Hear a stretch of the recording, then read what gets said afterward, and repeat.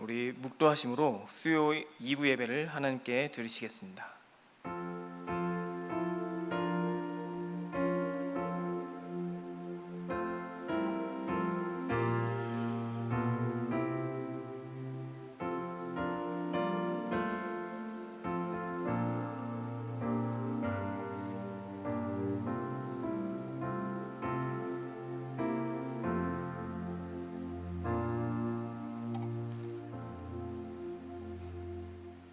사도신경으로 우리의 신앙을 고백하시겠습니다.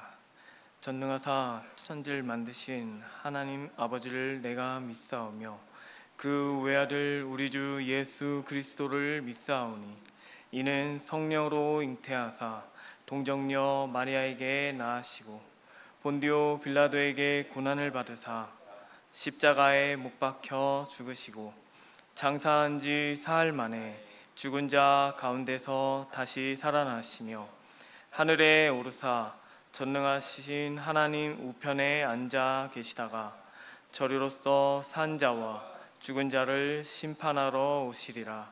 성령을 믿사오며 거룩한 공회와 성도가 서로 교통하는 것과 죄를 사하여 주시는 것과 몸이 다시 사는 것과 영원히 사는 것을 믿사옵나이다.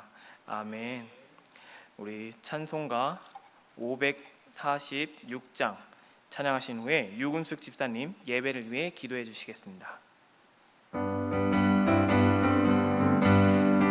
박수 치시면서 힘차게 찬양하시겠습니다. 주님 약속하신 말씀 위에서 영원토록 주를 찬송하리라. 소리 높여 주께 영광 돌리며 약속 믿고 굳게 서리라. 굳게 서리 영원하신 말씀 위에 굳게 서리. 굳게 서리 그 말씀 위에 굳게 서리라. 주님 약속하신 말씀 위에서 세상 염려 내게 엄습할 때에 용감하게 힘써 싸워 이기며 약속 믿고 굳게 서리라. 굳게 서리 영원하신 말씀 위에 굳게 서리. 굳게 서리 그 말씀 위에 굳게 서리라. 주님 약속하신 말씀 위에서 영원하신 주의 사랑 힘입고 성령으로 힘써 싸워 이기며 약속 믿고 굳게 서리라. 굳게 서리 영원하신 말씀 위에 굳게 서리. 굳게 서리 그 말씀 위에 굳게 서리라. 주님 약속하신 말씀 위에서 성령 인도하는 대로 행하며 주님 품에 한상 한씩 얻으며 약속 믿고 굳게 서리라. 굳게 서리 영원하신 말씀 위에 굳게 서리. 굳게 서리 그 말씀 위에 굳게 서리라. 이 세상에는 근심된 일이 많고 참 평안이 없지만 주님 주시는 은혜로 평안케 하여 주신 주님께 감사드립니다. 복잡하고 사건 사고가 많은 이 땅에서 오늘도 하루를 무사히 마치게 하시고 건강 주셔서 일하게 하시고 힘들고 어려울 때마다 은밀하게 지키시고 보살펴 주신 주님께 감사를 드립니다. 지난 시간 저희들의 삶을 돌아보면 말과 생각과 행동 속에서 말씀을 잊고 내 일이 더 중요하여서 핑계대고 게을렀던 연약함과 죄악을 용서하여 주시고 하나님께서 나를 어떻게 사랑하셨는가를 깨달아 정신을 차리기를 간구합니다. 우리의 삶이 예배가 되어 생각하고 말하고 행동하는 것이 어디서나 하나님의 자녀됨을 나타내게 하시고, 직장에서의 업무도 가정에서의 일도 학교에서의 학업도 모두 하나님께 드리는 예배가 되기를 간구합니다. 성민재단을 주목하고 계시는 주님, 성민재단이 하나님 보시기에 아름다운 재단이 되게 하시고 방황하는 영혼을 생명의 길로 인도하는 교회 되도록, 이 지역에 꼭 필요한 교회 되도록 은혜를 나리워 주옵소서.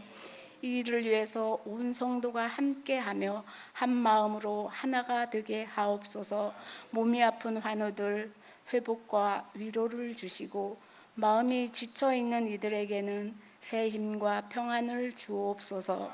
성도님들의 사업장을 축복하여 주시고, 저희 자녀들에게는 예수 믿는 것은 받은 증거 많게 하옵소서.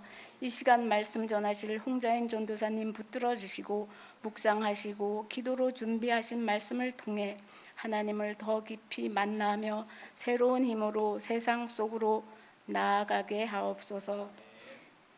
남은 한 주간 동안도 슬픔이 변하여 춤이 되게 하시고, 우리가 사는 모습을 통해 사람들이 하나님을 발견하게 하옵소서. 예수님의 이름으로 기도드립니다.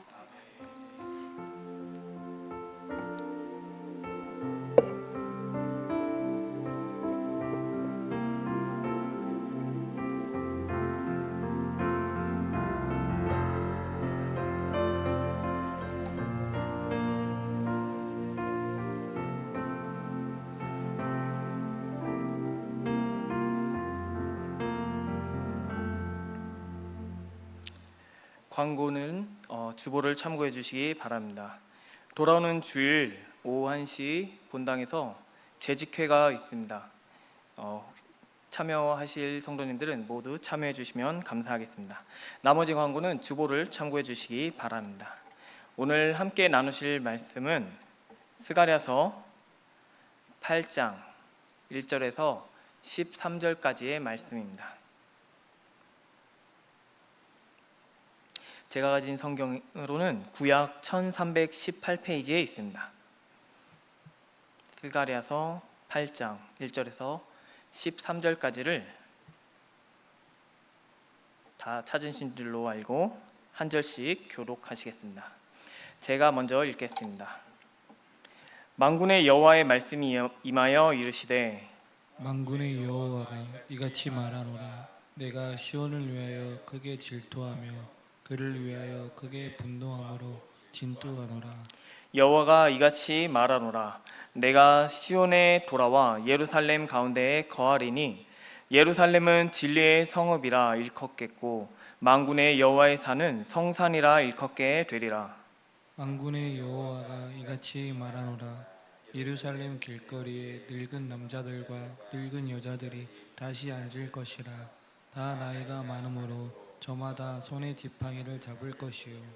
그 성읍 거리에 소년과 소녀들이 가득하여 거기에서 뛰놀리라. 만군의 여호와가 이같이 말하노라. 이 일이 그날의 남은 백성의 눈에는 기이하려니와 내 눈에야 어찌 기이하겠느냐. 만군의 여호와의 말이니라. 만군의 여호와가 이같이 말하노라. 보라, 내가 내 백성을 해가 뜨는 땅과 해가 지는 땅에서부터 구원하여 내고 인도하였다가 예루살렘 가운데 거주하게 하리니 그들은 내 백성이 되고 나는 진리와 공의로 그들의 하나님이 되리라. 만군의 여호와가 이같이 말하노라. 만군의 여호와의 집 곧 성전을 건축하려고 그 지대를 쌓던 날에 있었던 선지자들의 입의 말을 이날에 듣는 너희는 손을 견고히 할지어다. 이날 전에는 사람도 삭을 얻지 못하였고 진심도 싹을 받지 못하였으며 사람이 원수로 말미암아 평안히 출입하지 못하였으나 내가 모든 사람을 서로 풀어주게 하였느니라. 만군의 여호와의 말씀이니라. 이제는 내가 이 남은 백성을 대하기를 옛날과 같이 아니할 것인즉 곧 평안의 씨앗을 얻을 것이라. 포도나무가 열매를 맺으며 땅이 산물을 내며 하늘의 이슬을 내리니 내가 이 남은 백성으로 이 모든 것을 누리게 하리라. 다 같이 읽으시겠습니다. 유다 족속아, 이스라엘 족속아, 너희가 이방인 가운데서 저주가 되었었으나 이제는 내가 너희를 구원하여 너희가 복이 되게 하리니 두려워하지 말지니라. 손을 견고히 할지니라. 아멘.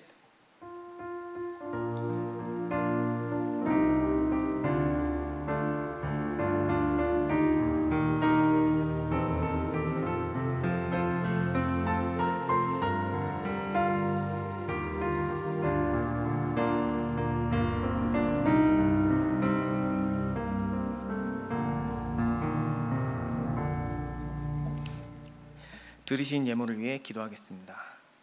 하나님 아버지 감사합니다. 오늘 이렇게 수요일 저녁에 함께 모여서 또 예배드리게 해주시니 감사합니다. 주님, 이 예배 시간 가운데 빈손으로 나오지 않고 주님께서 우리의 삶을 축복해 주사 주님께서 채워주신 물질을 하나님께 드리고 나왔습니다. 주님, 이 물질이 사용되어지는 곳에 주님의 은혜와 영광이 나타나게 하여 주시옵소서. 특별히 저희 교회가 이제 여름을 맞이하여 다음 세대의 아이들을 위하여 이제 많은 프로그램과 행사를 준비할 때 이 물질이 귀하게 사용되게 하여 주시옵소서.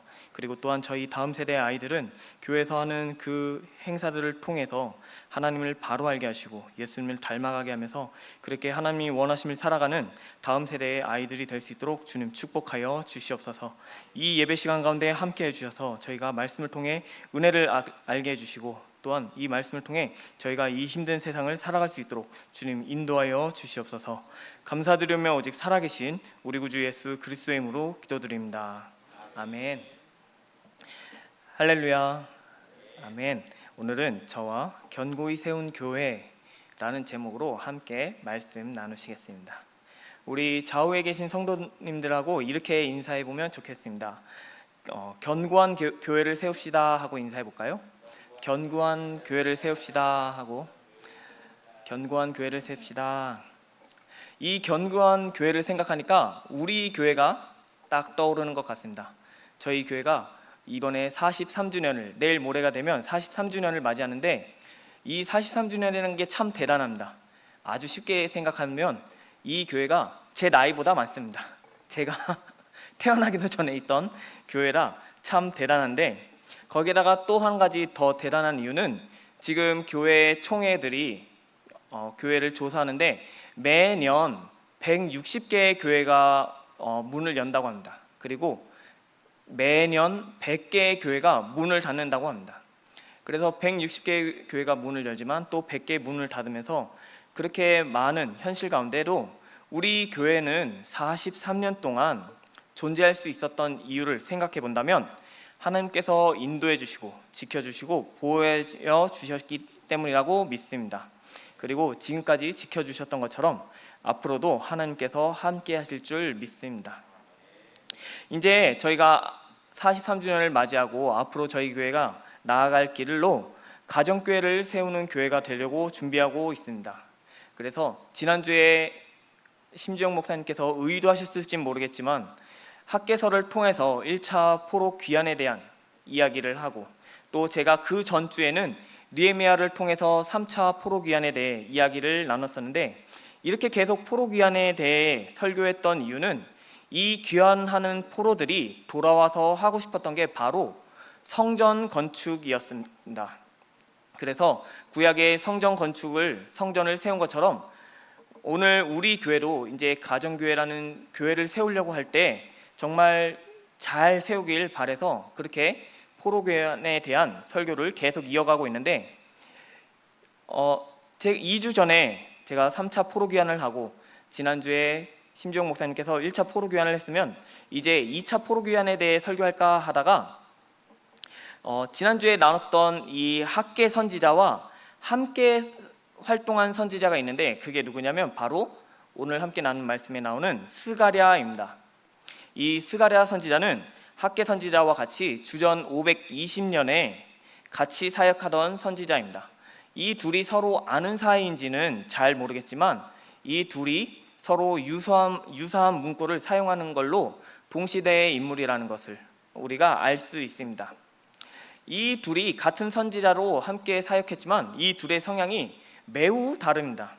학개 선지자는 성전 재건에 대해 이야기를 하면서 그 이스라엘 백성에게 너희는 너희 집만 신경 쓰고 하나님의 집은 신경 쓰지도 않냐고 하면서 뭔가 카리스마 있게 선포를 했다면, 스가랴는 학개 선지자와 다르게 뭔가 환상과 상징을 통해서 조용히 위로하고 격려하는 그런 선지자입니다. 이런 조용히 이야기하는 그런 말투 가운데에도 그 스가랴의 선지자의 메시지는 분명히 나타납니다.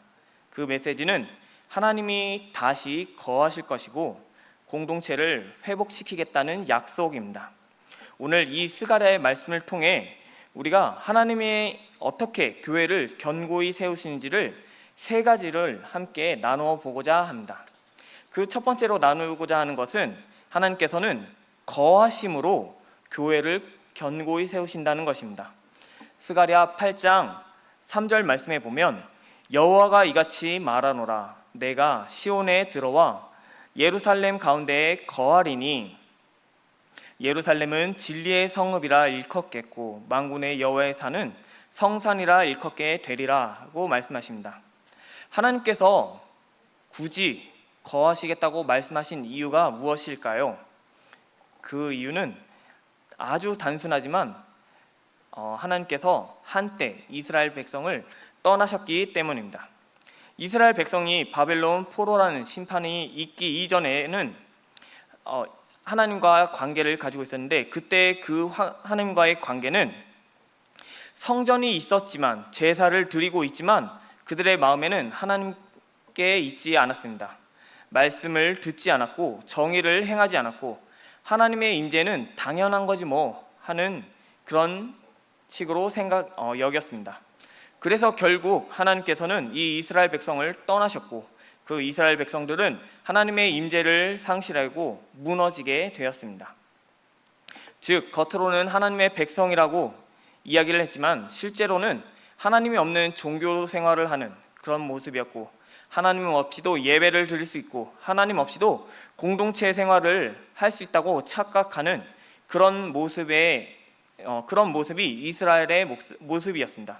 그래서 그렇게 하나님과의 관계가 끊어지고, 오늘 스가랴 8장 3절 말씀은 아주 놀라운 은혜의 말씀입니다. 내가 다시 너희 가운데 거하겠다라는 말씀. 이 말씀은 이스라엘 백성이 우리가 하나님을 찾는 것이 아니라 하나님께서 우리에게 오시는 것입니다. 그리고 이 사실이 교회를 세우는데 아주 중요합니다. 지금 이 시대가 교회가 교회랄 수 있는 이유는 건물이나 조직 때문이 아니라 성령님께서 우리 가운데 거하시기 때문입니다. 성령님께서 우리에게 이렇게 거하시는 것은 하나님께서 우리와 함께 하시기 원하시는 그 소원에 있습니다. 성경 전체를 보면 하나님께서는 지속적으로 자기 백성과 함께 하시기를 원하셨습니다. 에덴 동산에서는 아담과 함께 걸으시길 원하셨고, 또한 출애굽기 시절에는 이스라엘 백성과 광야에서 성막으로 함께 하셨습니다. 그리고 오늘 또 나눈 본문에서 알다시피 이스라엘이 아무리 죄를 짓는다고 해도 하나님께서는 그 이스라엘 백성을 포기하지 않으시고 그들과 함께 하시기 원하셨습니다. 그리고 이런 약속은 신약에 와서 완전히 성취하게 됩니다. 요한복음 1장 14절 말씀에 보면 말씀이 육신이 되어 우리 가운데 거하심에 라고 이야기하며, 이 말씀이 육신이 되신 예수님을 가리킵니다. 예수님이 이 땅에 오실 때 임마누엘이라고 이야기하며 하나님이 우리와 함께 하신다는 그 약속을 가지고 우리에게 오셔서 우리와 함께 하시는 가운데, 예수님이 우리의 죄를 짊어지시고 우리의 죄를 위해 대신 십자가에 짊어지시고 죽으신 이후에 부활하신 예수님께서 우리에게 또한 성령이 거하실 수 있도록 성령을 보내주셔서 우리 속에 성령님이 거하시고 함께 하시는 그런 하나님의 뜻을 이루신 것입니다. 그래서 우리가 이 땅 가운데 온전한 교회를 세울 수 있는 것은 우리 속에 하나님이 거하시고 있다는 우리의 믿음인 줄 기억하시기 바랍니다. 그래서 우리가 하나님께서 거하심으로 교회를 견고히 세울 수 있다는 것을 믿으시기 바랍니다. 두 번째는 우리가 이해할 수 없는 방법으로 하나님께서는 교회를 세우십니다. 스가랴 8장 6절 말씀에 보면 만군의 여호와가 이같이 말하노라. 이 일이 그 날에 남은 백성의 눈에는 기이하려니와 내 눈에야 어찌 기이하겠느냐. 만군의 여호와의 말이니라. 여기서 기이하다라는 것은 히브리어로 팔라라고 이야기를 해서 놀랍고 이해할 수 없는 상상 밖의 일을 말합니다.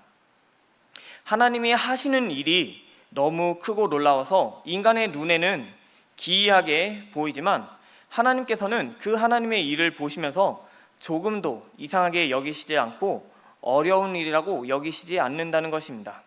이스라엘 백성은 지금 이 예루살렘을 보면서 예루살렘의 회복을 정말 믿기 어려웠을 것입니다.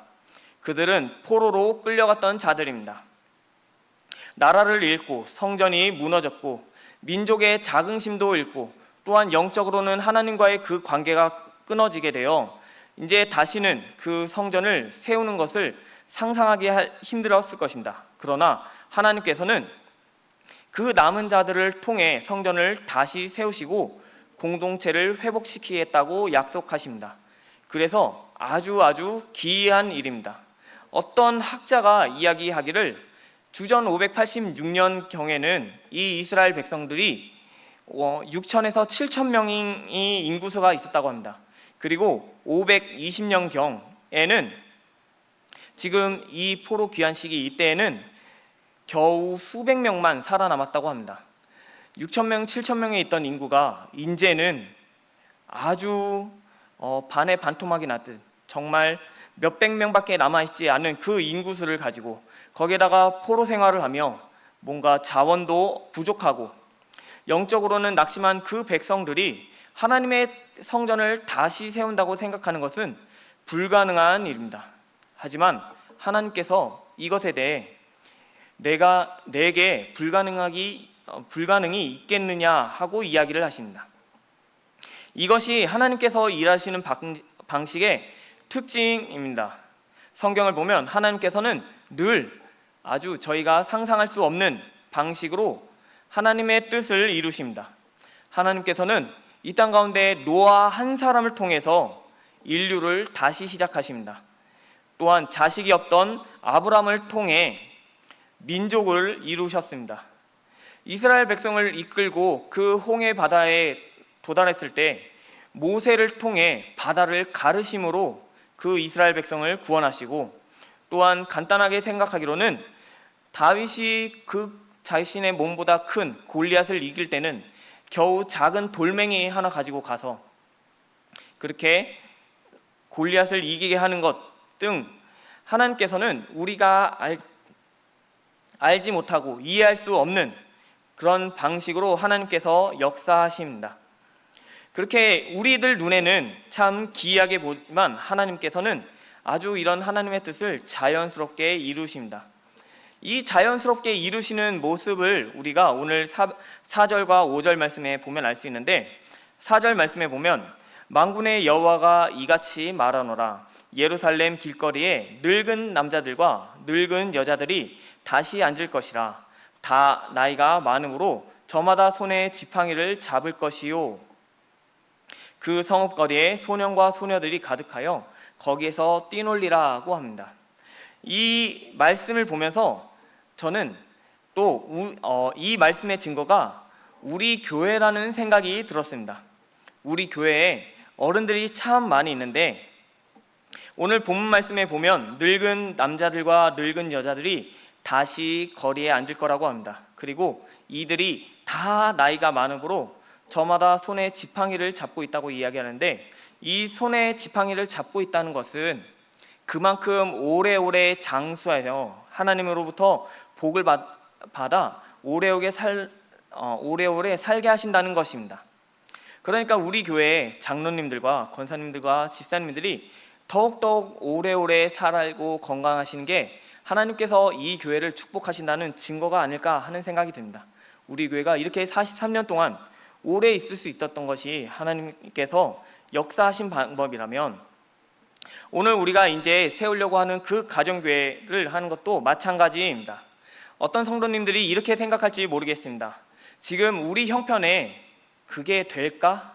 우리가 할 수 있을까? 우리가 그것이 가능할까? 하면서 뭔가 고민이 들고 의심이 드는 그럴 때 우리 눈에는 그것이 말도 안 되고 힘들지 모르지만 만약에 하나님께서 그것을 원하신다면 그 일이 우리 눈에는 기이할지라도 하나님께서는 이루실 줄 믿으시기 바랍니다. 그래서 이 말씀이 우리에게 위로와 도전이 됩니다. 우리가 할 수 있냐 없냐가 중요한 것이 아니라 하나님께서 하시냐 안 하시냐가 중요한 줄 믿으시기 바랍니다. 그리고 하나님께서 오늘 우리 교회에 가정교회를 원하신다면 그 가정교회를 온전히 이룰 줄 믿으시기 바랍니다. 우리가 세 번째로 또 나눌 것은 하나님께서는 우리의 선을 견고하게 하심으로 교회를 세우십니다. 9절 말씀에 보면 만군의 여호와가 이같이 말하노라. 만군의 여호와의 집 곧 성전을 건축하려고 그 지대를 쌓던 날에 있었던 선지자들의 입의 말을 이 날에 듣는 너희는 손을 견고히 할지어다 라고 이야기합니다. 이게 조금 어려운 문장이라 쉬운 성경으로 보면 만군의 여호와께서 이같이 말씀하셨다. 오늘 이 말을 듣는 너희는 힘을 내어라. 이 말은 성전을 지으려고 기초를 놓을 때에 예언자들이 한 말이다 라고 이야기합니다. 여기서 손을 견고히 할지어다 라고 하는 이 표현은 성경에서 하나님께서 그 이스라엘 백성에게 영적 전쟁에 참여시킬 때 하시는 말씀입니다. 사사기서에 보면 기드온과 삼손에게 말씀하시고 또한 여호수아에게 그 손을 견고히 하라고 말씀하십니다. 이 하나님의 전쟁이라는 것은 우리 일상에서 뭔가 다른 변화가 나타날 때 우리가 하나님의 역사하심을 우리가 알 수 있습니다. 예를 들어 이단의 유혹이나 세상의 가치관, 마음의 낙심이나 사람 간의 갈등 같은 그런 어려운 상황 속에서 우리가 무너지지 않고 그 가운데도 끝까지 하나님의 뜻을 살기로 결단하고 우리가 그 하나님의 뜻을 포기하지 않을 때 우리가 하나님의 전쟁에 참여하고 있는 것입니다. 그런 하나님의 전쟁을 가운데서 예를 들면 이런 것입니다.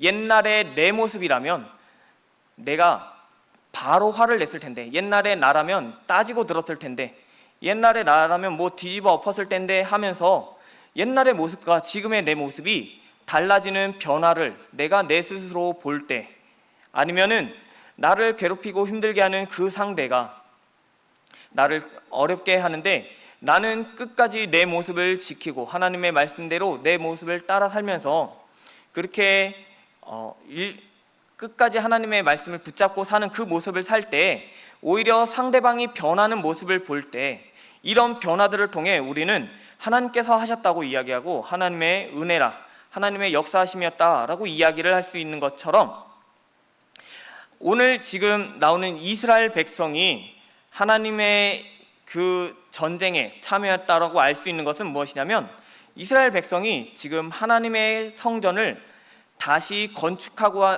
있는 일에 참여하는 것이 지금 이스라엘 백성은 하나님의 전쟁에 참여한다고 느끼는 것입니다. 왜냐하면 이스라엘 백성들은 포로였고 죄인입니다. 자기들은 하나님을 위해 할 수 있는 일이 하나도 없습니다. 그런데 그런 자신들이 하나님의 은혜로 성전을 건축하고 있을 때 하나님의 은혜와 더불어 이 죄악된 땅에서 하나님의 성전을 건축함으로 그렇게 하나님의 전쟁에 동참함을 느끼게 되었다면 자신들을 불러준 그 하나님께 감사하게 되는 것입니다. 성도님들께서도 이런 하나님의 일에 동참하는 성도님들이 되었으면 좋겠습니다. 손을 견고히 한다는 것은 하나님의 일을 열심을 내겠다는 것입니다. 오늘 이렇게 하나님의 일을 열심히 낼 때 하나님께서 특별히 복을 주시겠다고 약속하십니다. 10절과 12절 말씀에 보면 이날에는 사람도 삭을 얻지 못하였고 짐승도 삭을 받지 못하였으며 사람이 원수로 말미암아 평안히 출입하지 못하였으나 내가 모든 사람을 서로 풀어주게 하였느니라고 이야기를 합니다. 이 말씀은 하나님께서 사람과 사람을 원수되게 하는 것들이 있지만, 인간관계가 꼬인 것들, 불편한 것들이 있지만 하나님께서 풀어주겠다고 이야기하십니다. 인간관계를 풀어주고 형통하게 해주시고, 또 한 가지는 곧 평강의 씨앗을 얻는 것이라. 포도나무가 열매를 맺으며 땅이 산물을 내며 하늘은 이슬을 내리니 내가 이 남은 백성으로 이 모든 것을 누리게 하리라 고 합니다. 이것은 농업의 풍요로움을 이야기하는데, 더 구체적으로 이야기한다면 이스라엘 백성이 출애굽해서 이미 풍요로운 땅에 들어갔을 때 포로되어 그 풍요로운 땅이 황폐해지고 다시 돌아온 그 황폐한 땅을 하나님께서 다시 풍요롭게 회복시켜 주시겠다는 약속입니다. 이 복을 주시는 이유는 무엇이냐면, 하나님께서 하나님의 일을 하는 그 사람에게 그 일을 하는데 부족함이 없도록 충만히 채워주시겠다고 하시는 것입니다. 그래서 하나님의 일을 견고히 하는데 부족함이 없게 하나님께서 복을 주겠다고 하시는 것입니다. 그래서 우리 교회가 이제 가정교회를 이루려고 할 때 성도님들께서 이 교회를 위해, 그 교회를 이루기 위해 열심히 내는 성도님들이 되시기 바랍니다. 그렇게 하나님께서 우리 성도님들 삶에 충만히 복을 채워주신 가운데 그 가정교회를 세우는 일을 부족함 없게 하신 줄 믿으시기 바랍니다. 이제 말씀을 마치려고 합니다. 지금까지 우리 교회를 견고히 세워주시고 지켜주시고 보호해 주신 게 하나님이신 줄 믿으시기 바랍니다. 이제 저희가 가정교회를 하려고 할 때 걱정스러운 이야기를 많이 듣게 됩니다. 그런데 오늘 이 9절 말씀을 함께 나누면 좋겠습니다. 9절 말씀을 쉬운 성경으로 보면 하나님께서 뭐라고 이야기하시냐면, 이 말은 성전을 지으려고 기초를 놓을 때라고 하십니다. 이 말은 성전을 지으려고 기초를 놓을 때, 그러니 성전을 다 지은 것도 아니고 뭔가 준공한 것도 아니고 고작 성전을 짓겠다고 기초를 놓을 때 하나님께서 뭐라고 이야기하시냐면, 내가 그들을 예루살렘으로 데려와 살게 하겠다. 그들은 내 백성이 될 것이며 나는 그들의 성실하고 의로운 하나님이 될 것이라고 약속하십니다. 하나님이 데려와 살게 하겠다고 하십니다. 하나님께서 우리를 내 백성이라고 이야기하시고 우리에게 내가 너희의 하나님이 되겠다고 약속하십니다. 그것이 고작 기초를 놓을 때 하나님께서 우리를 그렇게 복주겠다고 이야기를 하십니다. 성도님들께서 혹시 우리 교회가 그 가정교회를 하려고 할 때 두려움과 걱정 가운데 있다면 그 모든 두려움을 내려놓기 바랍니다. 13절 말씀에 보면 두려워하지 말고 그 손을 견고히 하라고 이야기하십니다. 왜냐하면 이 교회를 세우는 것들 모두 하나님께서 하실 것이기 때문입니다. 그렇게 우리 교회가 가정교회를 세울 때 하나님께서 축복해 주심으로 우리는 우리의 손을 견고히 하시고 하나님께서 이 교회를 세우시는데 성도님들이 사용되어지는 그런 은혜를 누리시기를 예수님의 이름으로 기도하겠습니다. 우리 찬송가 한 장 부르시고 함께 기도하시겠습니다. 찬송가 310장 함께 찬양하시겠습니다.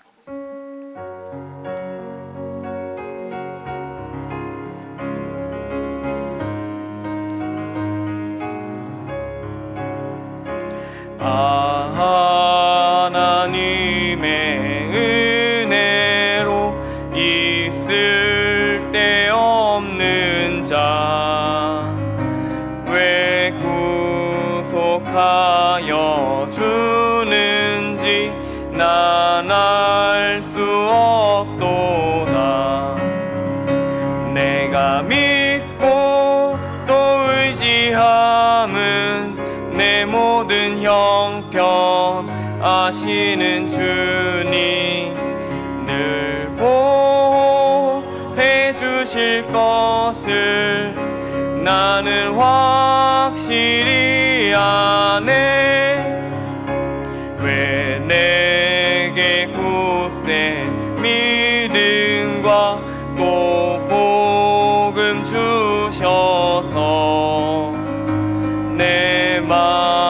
마음이 항상 편한지 난 알 수 없도다. 내가 믿고 또 의지함은 내 모든 형편 아시는 주님 늘 보호해 주실 것을 나는 확실히 아네. 왜 내게 성령 주셔 마음 감동해 주 예수 믿게 하는지 난 알 수 없도다. 내가 믿고 또 의지함은 내 모든 형편 아시는 주님 늘 보호해 주실 것을 나는 확실히 아네. 주 언제 강림하실지 혹밤에 혹낮에 또 주님 만나 그곳도 난 알 수 없도다. 내가 믿고 또 의지함은 내 모든 형편 아시는 주님 늘 보호해 주실 것을 나는 확실히 아네. 아멘. 우리 이 시간 함께 나눈 말씀을 생각하며 기도하면 좋겠습니다. 이 교회를 하나님께서 지켜주시고 보호하신 줄 믿습니다. 지금까지 하나님께서 지켜주시고 보호해주셨던 것처럼 앞으로도 이 교회에 주님께서 함께 거하심으로 하나님의 놀라운 기이한 일을 이 교회에 보여주심으로 우리의 손을 견고하게 하심으로 가정교회를 잘 이뤄가게 해달라고, 하나님이 원하시는 교회를 잘 세우게 해달라고 우리 주님의 이름을 힘차게 세 번 부르짖고 함께 기도하시겠습니다. 주여 주여 주여. 사랑과 은혜가 풍성하신 하나님 아버지 감사합니다. 오늘 말씀을 통해 저희들을 깨우쳐 주시니 감사합니다. 주님, 이 교회를 주님께서 사랑하시사 축복해 주시고 은혜를 내려주셔서 이 교회를 43년 동안 지켜주심을 감사드립니다. 이 교회가 또한 이 43년을 잇는 동안에 정말 많은 어려움도 있을 거고 괴로움도 있을 거고 문제도 있었을 것인데 그 모든 것들을 잘 이겨가는 가운데 하나님께서 함께 하심으로 이 교회가 지금까지 있었던 줄 믿습니다. 주님, 지금까지 저희 교회를 지켜주시고 함께 하신 것처럼 주님 앞으로도 이 교회를 축복하여 주시옵소서. 이 교회 가운데 주님께서 거하여 주시옵시고 이 교회 가운데 주님의 놀라우신 일을 보여주심으로 이 교회가 주님 앞에서 저희가 주님 앞에 돌아가는 그때까지 이 교회를 온전히 유지하는 가운데 하나님 앞에 나아갔을 때, 하나님 앞에 섰을 때 부끄럼 없이 당당하게 저희가 하나님 앞에 이 교회에서 신앙생활 잘했다고 당당하게 고백하는 그런 저희들이 될 수 있도록 주님 인도하여 주시옵소서. 주님, 이 교회가 이제 가정교회를 하려고 할 때 그 모든 어려움 가운데 주님 저희들의 두려움을 해소하여 주시옵소서. 주님, 저희들의 연약함을 불쌍히 여기사 성경 말씀을 저희가 믿게 하여 주시옵시고 이 교회를 저희의 힘으로 세우는 것이 아니라